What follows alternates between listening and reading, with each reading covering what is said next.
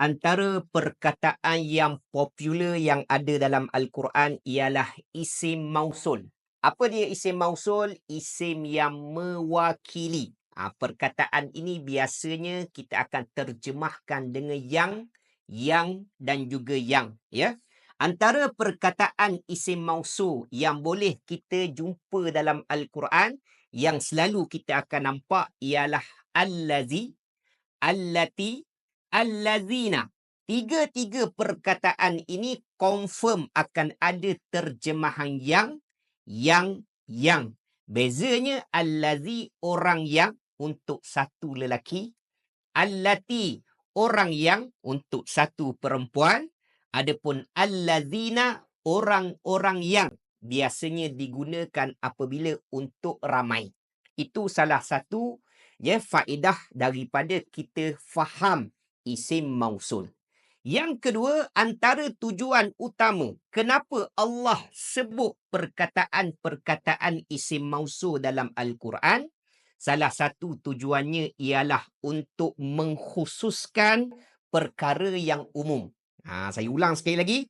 Antara tujuan isim mausul ialah mengkhususkan perkara yang umum. Allah nak jelaskan, Allah nak perincikan dengan lebih detail apakah yang dimaksudkan sebenarnya daripada perkara tersebut. Antara contoh yang boleh kita lihat ialah dalam surah Al-Mu'minun. Allah sebut qad aflahal mu'minun. Sesungguhnya telah berjaya orang-orang yang beriman. Orang yang beriman yang macam mana yang berjaya? Orang yang beriman yang melakukan dosa ke? Orang yang beriman melakukan maksiat ke? Orang yang beriman yang melakukan kezaliman ke yang berjaya di sisi Allah?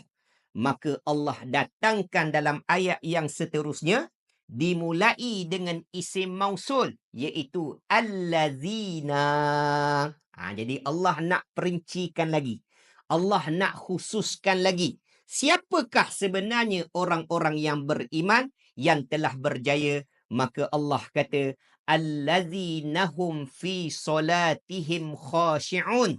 Orang yang beriman, yang berjaya di sisi Allah ialah orang yang khusyuk di dalam sembahyang mereka.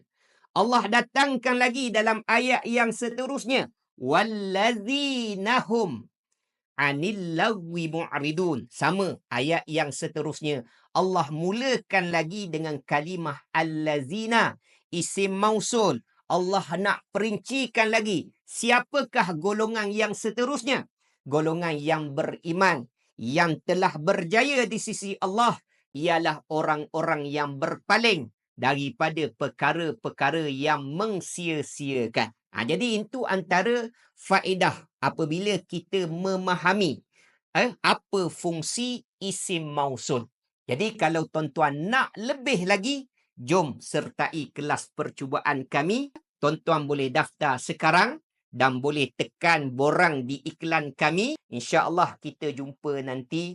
Ingat, Allah dah bagi tahu walaqad yassarnal Qur'ana lidzikr fahal mim muddakir. Dan sesungguhnya kami telah memudahkan Al-Quran untuk dipelajari.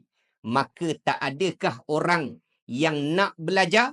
Maka insya-Allah kena dengan caranya kita boleh faham bahasa Arab dengan mudah. InsyaAllah jumpa lagi. Assalamualaikum warahmatullahi wabarakatuh.